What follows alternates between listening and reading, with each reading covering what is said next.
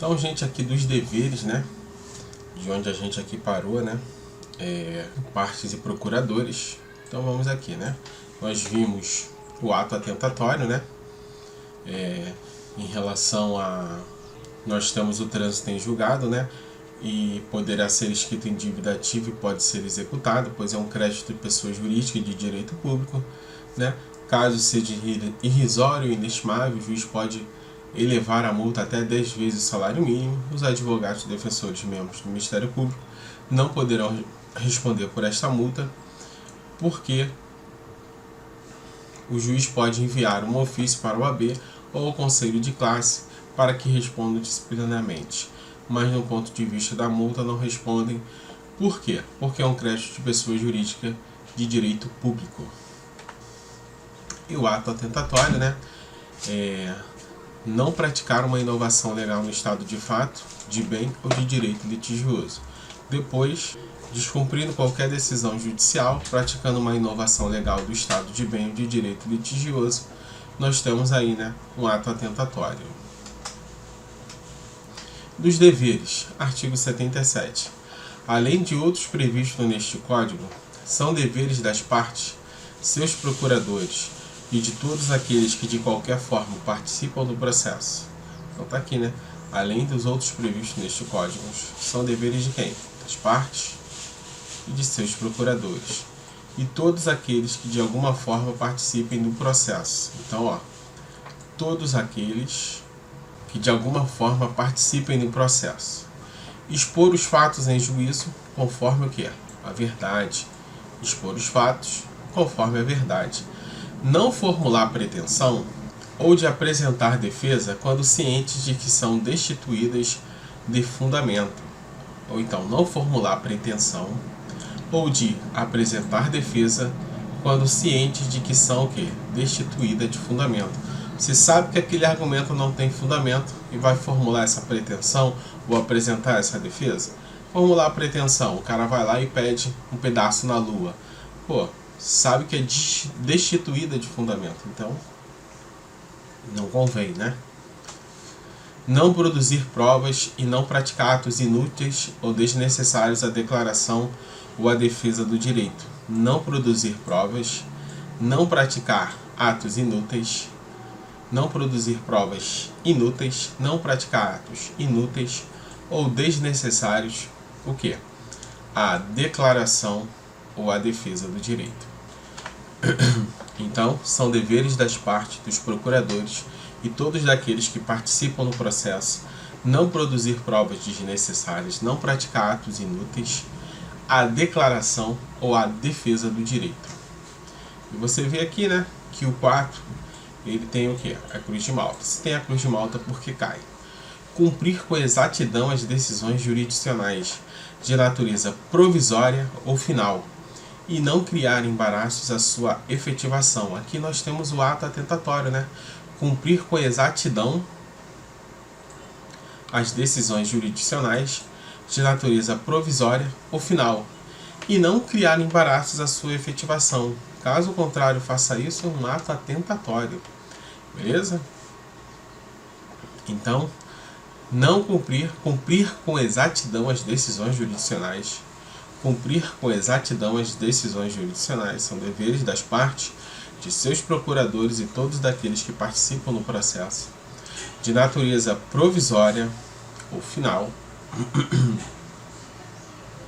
e não criar embaraços à sua efetivação.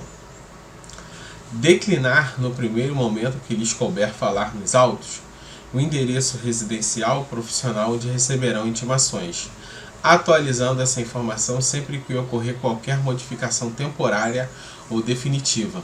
Então, se o camarada ele se muda, ele não atualiza o endereço e manda a citação, vai ser dada como válida. Não praticar inovação legal no estado de fato de bem ou de direito. Está aqui a cruz de Malta. Cai também ato atentatório. Não praticar o quê? Uma inovação legal no estado de fato, de bem ou de direito litigioso. Parágrafo 1º. Nas hipóteses dos incisos 4 e 6 cumprir com exatidão as decisões jurisdicionais de natureza provisória ou final, não criar embaraços à sua efetivação e não praticar uma inovação legal no estado de fato de bem ou de direito litigioso. O juiz advertirá qualquer das pessoas mencionadas no caput de que sua conduta poderá ser punida como ato atentatório à dignidade da justiça. Então, tanto o 4 quanto o 6 é considerado um ato atentatório à dignidade da justiça.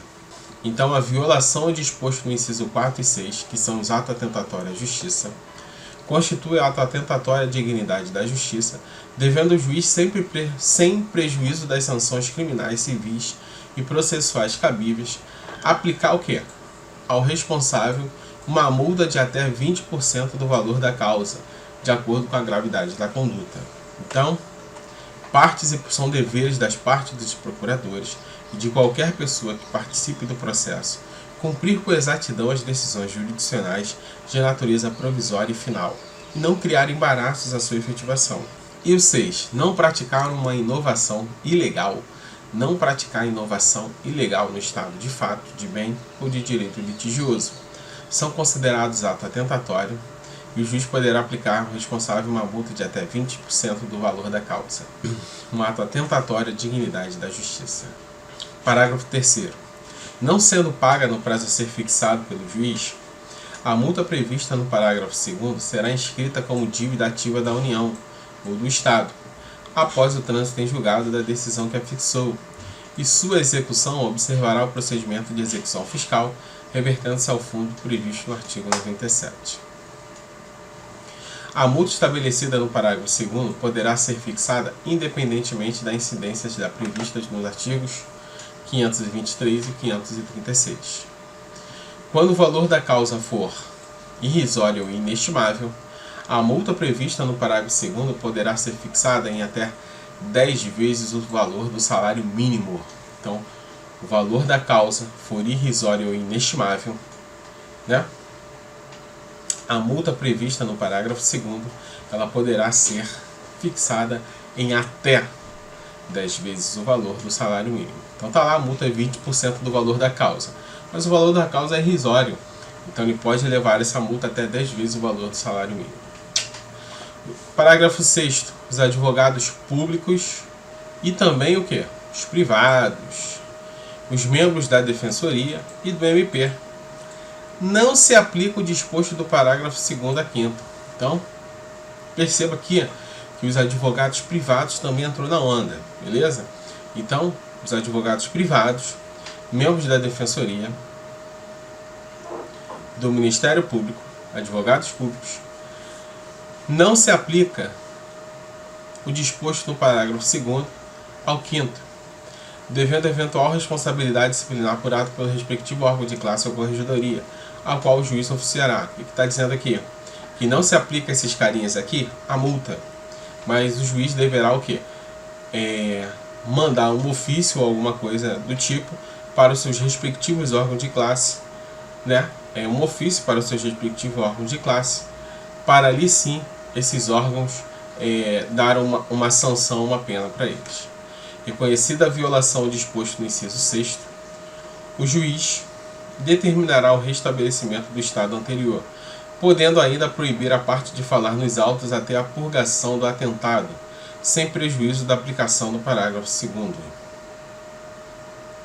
Então, reconhecida a violação do disposto do inciso 6º, o juiz determinará o restabelecimento do estado anterior, podendo ainda proibir a parte de falar nos autos. O representante judicial da parte não pode ser compelido a cumprir decisão em seu lugar. Está aqui importante, o representante judicial da parte não pode ser compelido a cumprir uma decisão no seu lugar. O STJ fixa precedentes sobre citação de pessoa jurídica estrangeira no Brasil. Está aqui, né? O STJ fixou um precedente de quê? De uma citação de pessoa jurídica estrangeira no Brasil. Então, pessoa jurídica estrangeira a atuar no Brasil por uma empresa que não foi formalmente constituída como filial ou agência, não impede sua regular citação. Então está aqui, né? Pessoa jurídica estrangeira que veio atuar no Brasil e não foi formalmente constituída como filial ou agência, não vai impedir sua regular citação. Ao homologar sentença estrangeira a pedido da empresa do Paraná, a Corte Especial da STJ tratou de questão relativa à citação de pessoa jurídica para responder em ação em trâmite no Brasil. O colegiado entendeu que a pessoa jurídica estrangeira a atuar no Brasil por uma empresa que não foi formalmente constituída como quê? Como filial ou agência, não impede sua regular citação. Trata-se de um processo que tramitou na Holanda e a requerida foi condenada ao quê? Às obrigações de pagar e de fazer, e teve ademais suas pretensões julgadas improcedentes. No caso, a ré é pessoa jurídica estrangeira, situada onde? Nas Ilhas Virgens Britânicas, que tem como única diretora outra pessoa jurídica estrangeira. Também na mesma localidade, nas Virgens Britânicas, nas Ilhas Virgens Britânicas. A citação foi recebida no Brasil por empresa que alegou não ter ligação societária com a diretora.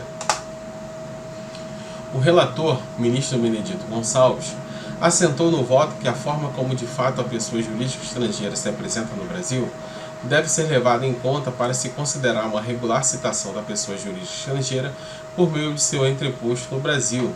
Notadamente, se a empresa estrangeira atua de fato no Brasil por meio de uma parceira, empresa estrangeira atua no Brasil por meio de uma parceira identificada como representante dela, ainda que não seja formalmente a mesma pessoa jurídica, ou pessoa jurídica formalmente criada como filial.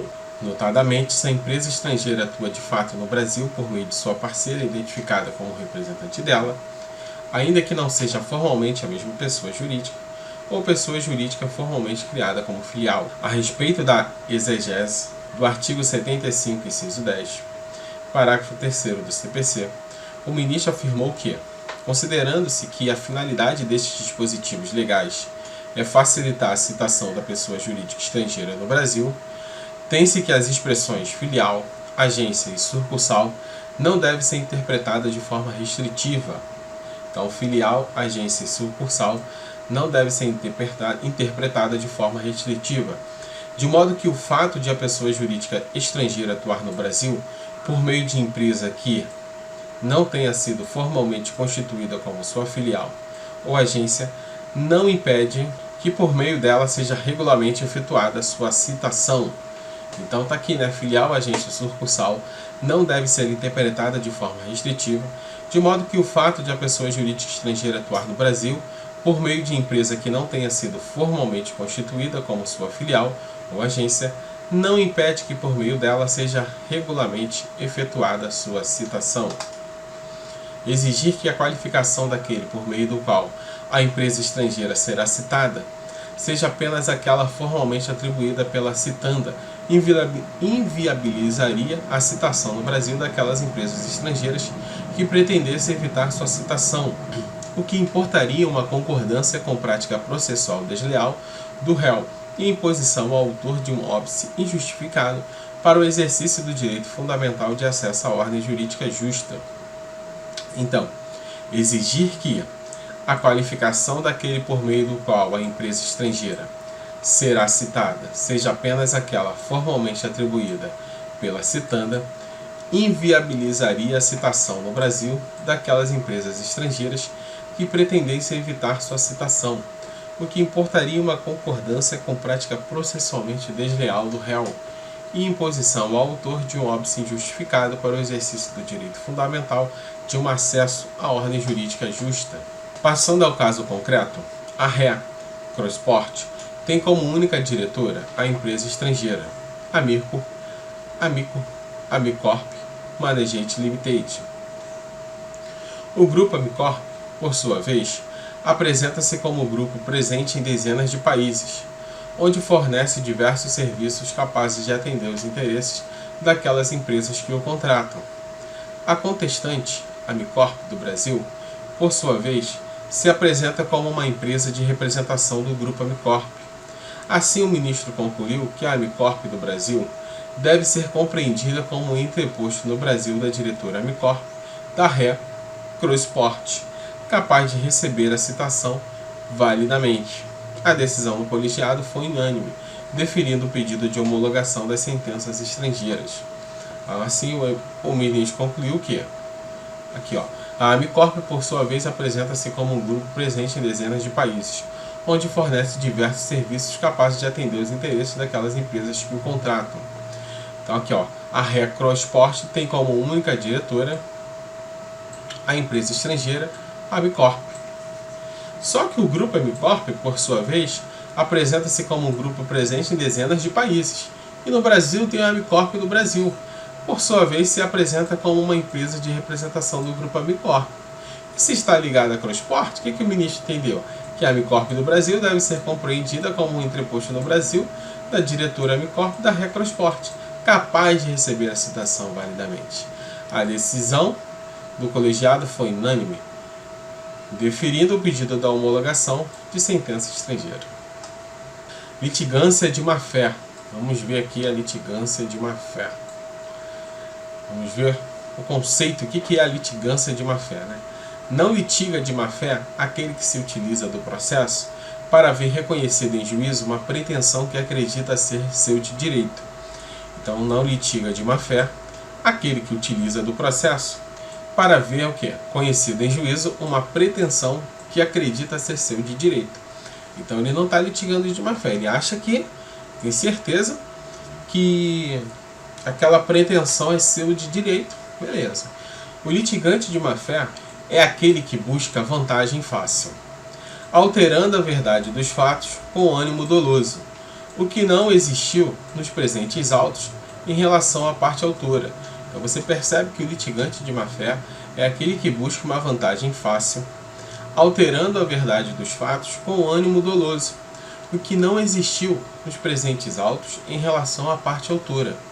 De outro lado, não litiga de má-fé aquele que se vale do direito de defesa. Não litiga de má-fé aquele que se vale do direito de defesa, não ficando evidenciado no presente caso qualquer comportamento das reclamadas atentatório à dignidade da justiça. Então, não litiga de má-fé o cara que está se defendendo. Então, se ele está se defendendo, ele não está litigando de má-fé. Não fica evidenciado no presente caso qualquer comportamento das reclamadas no ato atentatório à dignidade da justiça. Todavia, aquele que utiliza de maneira vil e fraudulenta de manobras ilegais, praticando os ilícitos judiciais puníveis, afrontando diretamente os direitos sociais dos trabalhadores, obrigando-os a renunciarem direitos legalmente indisponíveis, estes sim merecem ser severamente punidos, coibidos a fim de que não reiniciem, não rescindam a prática contumaz e reiterada dos ilícitos. Quando A move uma ação de reparação de danos contra B, este, B, altera a verdade dos fatos em sua contestação, será considerado um litigante de má-fé, de modo que os valores impostos a título de sanção serão revertidos em favor de A. De fato, em caso de alteração da verdade dos fatos realizada por B, podemos configurar uma litigância de má-fé. Cabe mencionar o artigo 82 do CPC. Considera-se litigante de má-fé aquele que altera a verdade dos fatos. Logo, B, em sendo condenado nas penas de litigância de má-fé, deve pagar os valores impostos a título de sanção em favor de A. Nesse sentido, o CPC assim dispõe. De ofício ou requerimento, o juiz condenará o litigante de má-fé. O juiz vai condenar o litigante de má-fé a pagar uma multa, que deverá ser superior a 1% e inferior a 10% do valor corrigido da causa. A indenizar a parte contrária pelos prejuízos que essa sofreu e arcar com os honorários advocatícios e com todas as despesas que efetuou. Então, de ofício ou requerimento, o juiz condenará o litigante de má-fé a pagar a multa, que deverá ser superior a 1% e inferior a 10% do valor corrigido da causa, a indenizar a parte contrária pelos prejuízos que esta sofreu e arcar com os honorários advocatícios e com todas as despesas que efetuou. Artigo 79. Responde por perdas e danos Aquele que litigar de má-fé como autor, réu ou interveniente, responde por perdas e danos. Aquele que litigar de má-fé como autor, réu ou interveniente, responde por perdas e danos. Aquele que litigar de má-fé como autor, como réu e até mesmo como interveniente, então vai responder por perdas e danos, se litigar de má-fé. Considera-se litigante de má-fé aquele que deduzir pretensão, defesa contra texto expresso de lei ou fato incontroverso. Então o cara está litigando de má-fé quando ele deduzir uma pretensão ou a defesa contra texto de expresso de lei ou fato incontroverso. O fato é incontroverso. Então ele vai estar litigando de má-fé contra um fato incontroverso ou deduzir uma impretensão ou a defesa contra texto exposto de lei. Alterar a verdade dos fatos. Isso aí está notório. Vai litigar de má-fé. Usar do processo para conseguir um objetivo ilegal. Litigância de má-fé. Opuser resistência justificada. Opuser uma resistência justificada ao andamento do processo. Litigância de má-fé. Proceder de modo temerário em qualquer incidente ou ato do processo. Então está de modo temerário. Está procedendo de modo temerário em qualquer incidente ou ato do processo. Litigância de má-fé. Provocar um incidente manifestamente infundado. Está praticando de má-fé. Interpuser um recurso com intuito manifestamente protelatório. Está agindo de má-fé. Então vamos rever aqui este artigo. Por quê? Porque este artigo cai. Olha a cruz de malta aí, ele cai. Então vai responder por quê? Vai responder por perdas e danos quem litiga de má-fé. Já está aí. Vai responder por perdas e danos quem litiga de má-fé. Quem? O autor, o réu e o interveniente. Então, considerante litigante de má-fé. Quem são aqueles que praticam a má-fé, que litigam de má-fé? Deduzir uma pretensão ou uma defesa contra o quê? Um texto de lei expresso ou um fato incontroverso. Então ele está deduzindo uma pretensão ou a defesa contra um texto de lei expresso ou um fato incontroverso, está agindo de má-fé. Alterar a verdade dos fatos. Então está alterando as verdades dos fatos, está agindo de má-fé. Usar do processo para conseguir o quê? Um objetivo ilegal. Então ele está usando do processo para ter um objetivo ilegal. Está usando de má-fé. Opuser resistência injustificada ao andamento do processo. Então a resistência ela é o quê? Ela não tem motivo, ela é injustificada. Então está praticando de má-fé, está agindo de má-fé. Está procedendo o quê? De modo o quê? Está procedendo de modo temporário. Está agindo de má-fé em qualquer ato do processo. Provocar um incidente manifestamente infundado também está agindo de má-fé. E vai interpuser um recurso com o intuito de quê? Manifestamente protelatório, também estará agindo de má-fé. O artigo 81 nos diz o seguinte: de ofício ao requerimento, o juiz condenará o litigante de má-fé a pagar uma multa que deverá ser superior a 1% inferior a 10% do valor corrigido da causa, a indenizar a parte contrária pelos prejuízos que essa sofreu e arcar com os honorários advocatícios e com todas as despesas que efetuou.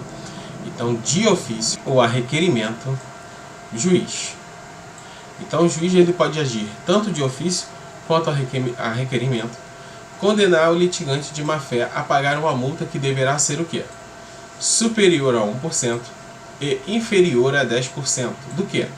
Do valor corrigido da causa. E indenizar a parte contrária pelos prejuízos que esta sofreu e arcar com os honorários advocatícios e com todas as despesas que efetuou. Então o litigante de má-fé vai responder por perdas e danos, vai pagar a multa que o juiz de ofício ou requerimento,